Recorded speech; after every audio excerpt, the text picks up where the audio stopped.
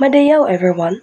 Our topic for today is all about the globalization of religion. Before we proceed, let's talk about the learning objectives. First, explain the differences between various types of religious organization. Second, understand classification of religion like animism, polytheism, monotheism, and atheism. Third, explain how globalization affects religious practices and belief. And last, discuss the future of religion in a globalized world. This simulation will focus on the globalization of religion.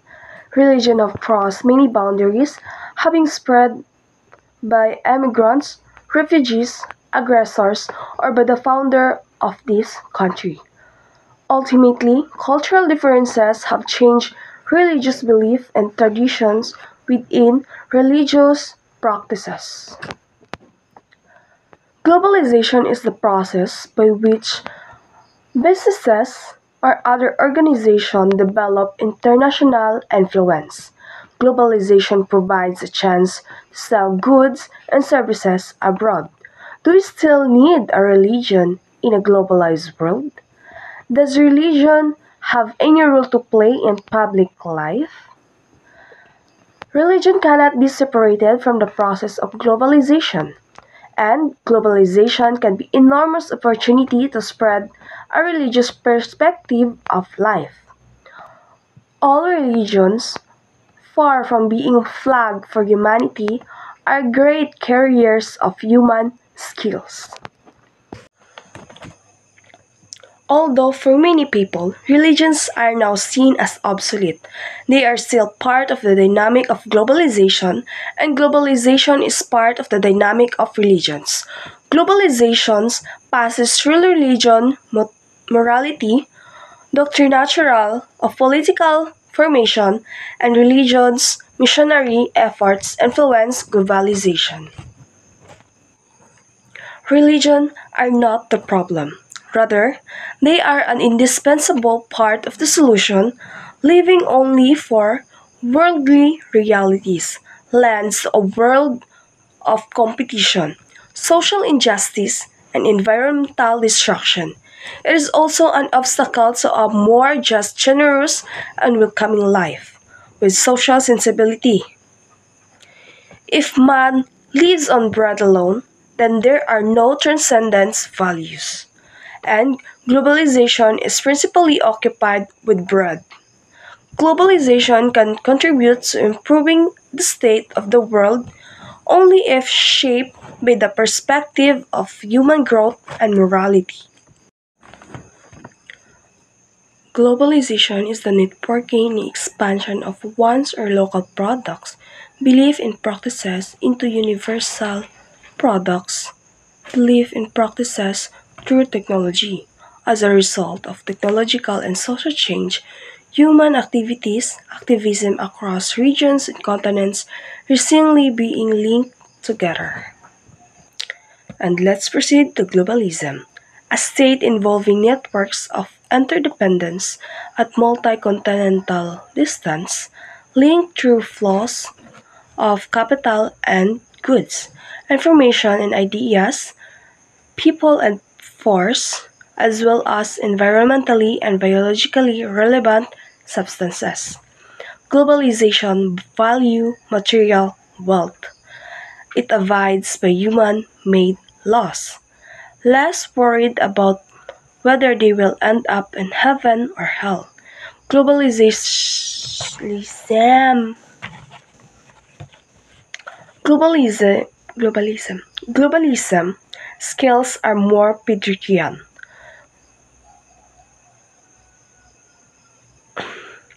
It concerned with raising the profits tick, tick, tick, tick, tick, tick.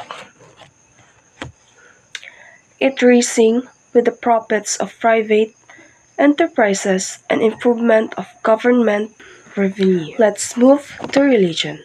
Religion is the collection of cultural system, belief system, and worldviews that establish symbols, that relate humanity to spirituality and to the moral values. The major religions of the world is the Hinduism, Buddhism, Islam, Confucianism, Christianity, Tanyon, and Judaism that differ in many respects, including how each religion is organized and the belief system each upholds. Other differences include the nature of the belief in a higher power, the history of how the world and the religion began, and the use of sacred texts and objects.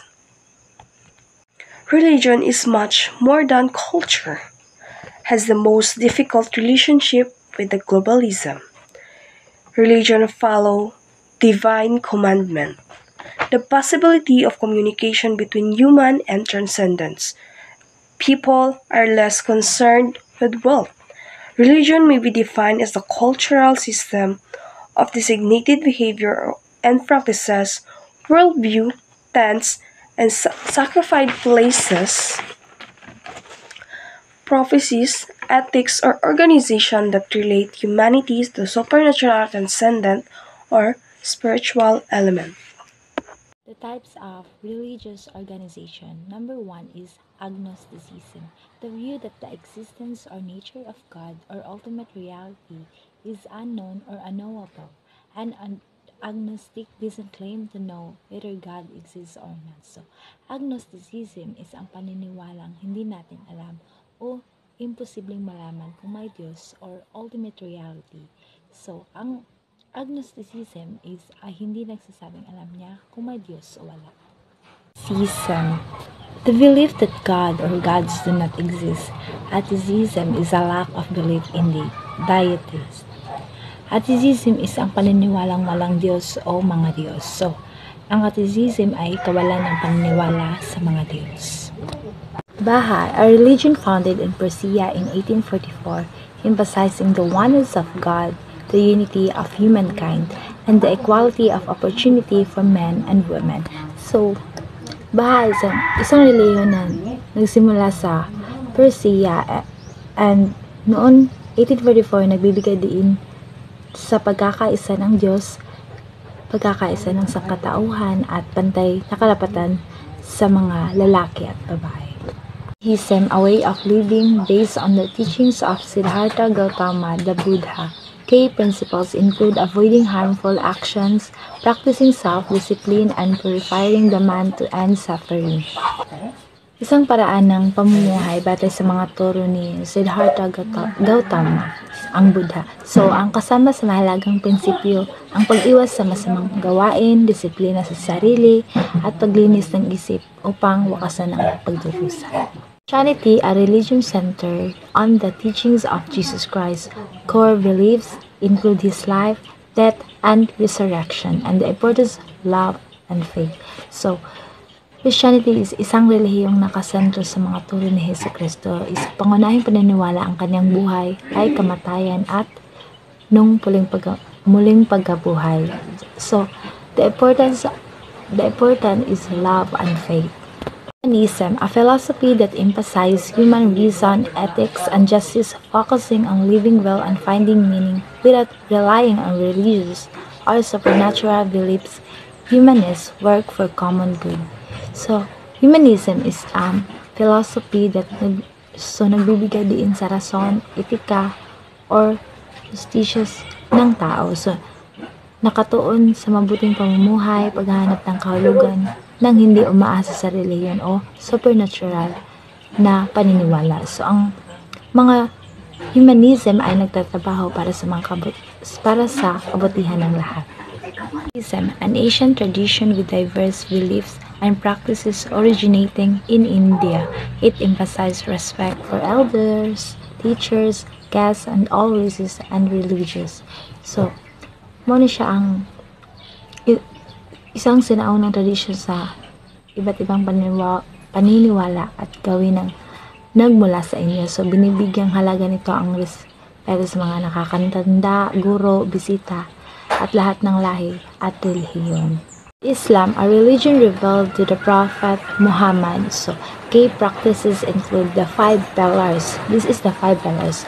Declaration of faith, or pagpapahayag ng pananampalataya, prayer, pagdarasal, charity, pagkakawanggana, fasting during Ramadan, pag-aayuno sa Ramadan, fasting, and pilgrimage to Mecca. Buddhism, an ancient Indian philosophy and ethical system emphasizing non-violence, ahimsa, towards all living beings and self-discipline to achieve spiritual purity. Jains do not believe in creator gods. Jainism, isang sinaunang philosophy or like sistemang etikal sa India na nagbibigay din sa hindi pananakit or sa lahat ng may buhay at disiplina sa sarili upang makamit ang spiritual na kadalisayan. Ang mga Jainism ay hindi naniniwala sa isang Diyos na lumikha. Judaism, a religion based on the covenant relationship between God and the Jewish people. It emphasizes following God's laws and contributing on social justice inspired by Jewish history and tradition. So Judaism isang reliyon na batay sa tipan ng relasyon sa pagitan ng Diyos at ng mga Hudyo. So binibigyang halaga nito ang pagsunod sa mga batas ng Diyos, pagtulong sa katarungan ng panlipunan, and I'm inspired by sa Jewish history or sa mga tradisyon ng mga Hudyo. Zoroastrianism, an ancient religion founded by the prophet Zarathustra, emphasizing one God, Ahura Mazda, the struggle between good and evil, human free will, and the importance of good thoughts, words, and deeds. So, Zoroastrianism is unang relihiyong itinatag ni by the prophet of Zarathustra. So, na nagbibigay din sa isang Diyos o Ahura Mazda, diba? Sabi niya, ang labanan sa pagitan ng mabuti, masama, malayang kalooban ng tao or free will sa human at ang kahalagahan ng mabuting pag-iisip, salita at gawa. So today, I'll be discussing the globalization creating backlash of religious parochialism. Since globalization is considered as the first truly world revolution, or revolution disrupt the traditions and customs of people, that is, people vary security, safety, and identity. As globalization disrupts traditional communities, causes economic marginalization, and brings mental stress, individual feels these less desirable consequences of globalization. With religion's power to convey a pictures of security, stability, and simple answer through stories and belief, unlike economic plans, political programs, or legal regulations, individuals turns to religion. So, ang globalization is considered as the first world revolution sa tibuok kalibutan. Pareha sa lain nga revolutions, giguba niya ang kanang traditions, kaugalian, o kanang pagkaila sa mga tao. Tungod ani kanang naguba ang traditional na komunidad, daghan ang naapektuhan sa ekonomiya ug naghatag og stress sa mga tao. Maong daghan og kanang tao nga niduol sa relihiyon kay nagahatag og kapanatagan og simpleng tubag sa mga problema na dili kayang ihatag sa ekonomiya, politika, or batas. Religious identity and globalization furthering challenges. As the previous section shows, since God has set the rule and has made them difficult to challenge, religions provide answer to questions concerning self-identity. However, in providing such answer, religions also institute a nations of truth, which implies an automatic exclusion of the one called an object who does not adhere to such truth. In times of uncertainty like globalizations. Therefore, collective identity is reduced to a number of cultural religious characteristics: them, and, at, and they, and are. In other words, the object suddenly becomes recognized as a threat. So, sa kanang kalibutan, karon nga kanang puno sa kalibog tungod sa kanang globalization, ang relihiyon mohatag og tubag sa pangutana sa atong pagkatao. Pero kini pod naghatag og kamatuoran nga mo-exclude sa mga dili motuo sa ilang gituohan. Mao ni sila ang kanang gitawag nga object o mga kaaway. For example, since the 1911 attacks, there has been a tendency of the West to link the religions of Islam who terrorist practice, while Al-Qaeda links the U.S. as Christian or a Judeo-Christian nation. On the one hand, Al-Qaeda men who hijacked the planes on 1911 saw the passenger and those working in the World Trade Center Portuguese of Islam. So after those 1911 attacks, kanang ginaling sa Eastern countries ang Islam sa terrorism. In other hand, ang Al-Qaeda kay ginatanaw niya ang US bilang isang Kristiyano sa bansa. Sa pananaw sa mga hijack, ang mga tao sa World Trade Center ay mga kalaban sa Islam. On the other hand, the US-led invasion of Afghanistan and then Iraq turned into wars of Islamopasism and a crusade on the divine and getting rid of evil. Moreover, other attacks on innocent people based on cultural religious characteristic occur today. Muslim in the United States, Western Europe, or India, Kurds in Iraq, and Jews in France. So, katong giyera sa US against sa Afghanistan ug Iraq is muna siyang naging laban sa Islam. But until now, naagawon siya discrimination sa mga Muslim, Kurds, Jews, ug sa lain pa nga mga nasod.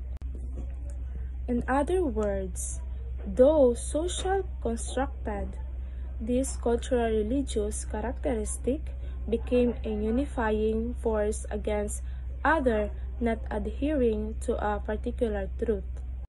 So, bisan pag ang religious identity or ang religion is kanang binuhat ra siya sa society or sa tao, naging way gyapon ni siya para magkahiusa ang isa ka grupo o kanang i-reject or ilahi ang uban na mga lahig pagtuo. Interestingly then, the idea of religious identity in this era of globalization may hold in line with Huntington thesis.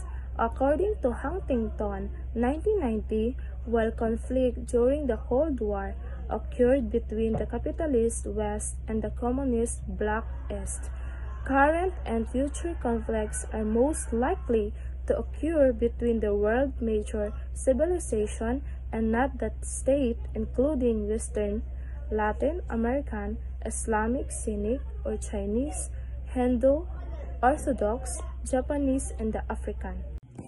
So, according kay Huntington, katong Cold War, ang labanan ay sa pagitan sa mga nasod. Ang kapitalistang kanluran laban sa komunista sa silangan, pero karon sa panahon sa globalization, mas lamang na ang kanang mga conflict, dili na sa pagitan sa mga nasod, kundi sa pagitan sa mga dagko na civilization o kanang kultura, pareha sa Western, Islamic, Chinese, or Sinic, Hindu o kanang uban pa. Maong ang religious identity karon kay mas naging importante ug mas naay posibilidad na makadulot og conflict, according kay Huntington.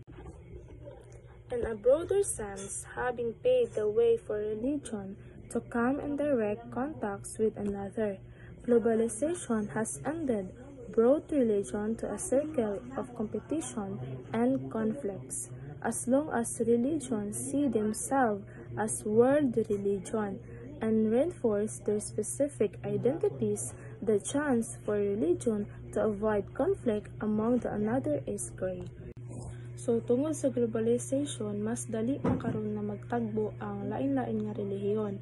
Pero tungod pud ani, nagsugod ang kanang kompetensya, conflict sa matag usa nga relihiyon.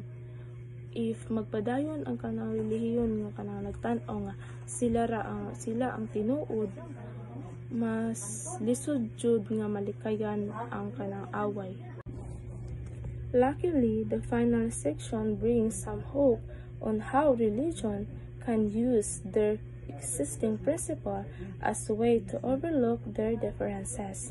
Religions and globalists, they have four differences, and religion aspire to become saint, detest politics, belief in God, Allah, Yahweh, and etc., concerned with spreading holy ideas globally.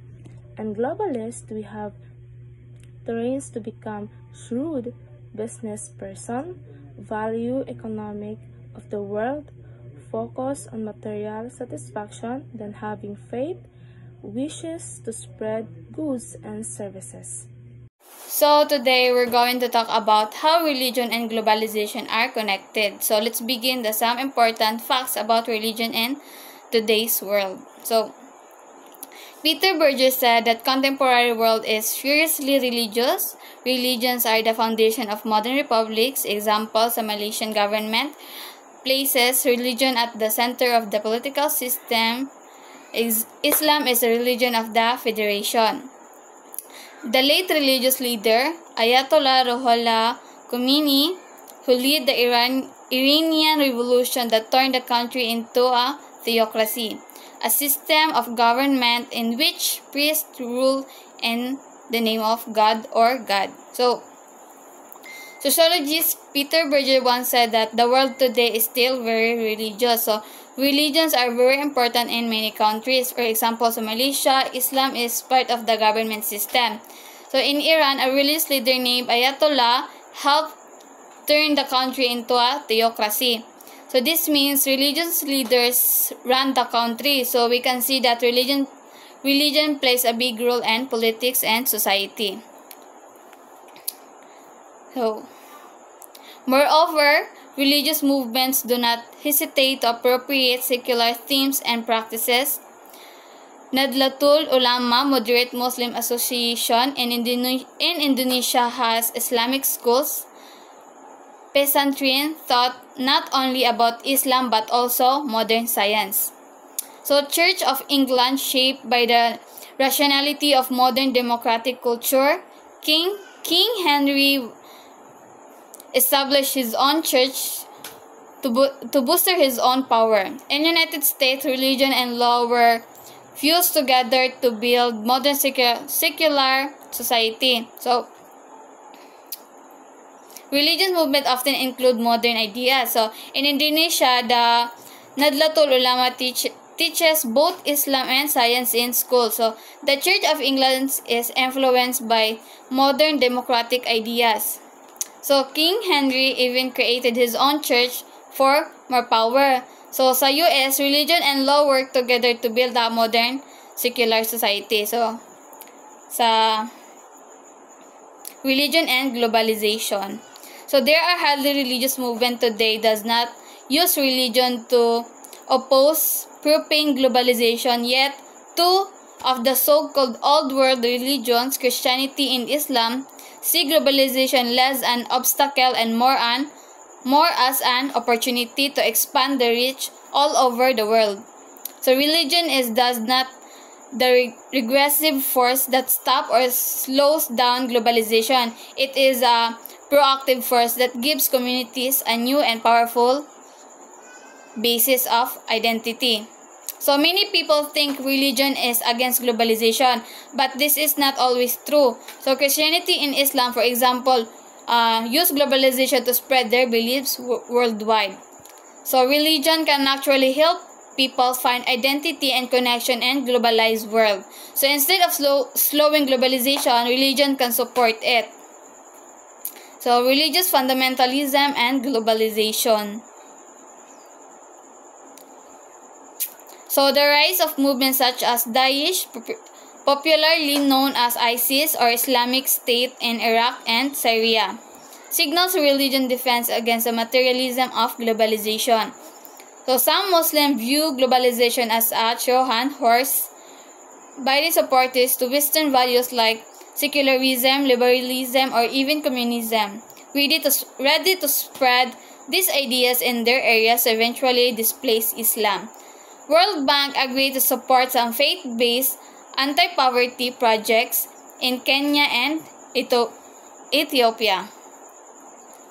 So, however, not all religious groups like globalization. Some groups like Daesh, also known as ISIS, fight against globalization. So they believe that globalization brings Western ideas like freedom and liberalism, which could weaken the religion. Some Muslims see globalization as a Trojan horse, something that looks harmless but hides danger.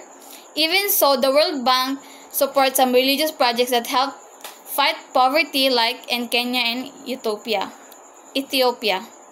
So, homogenization and backlash.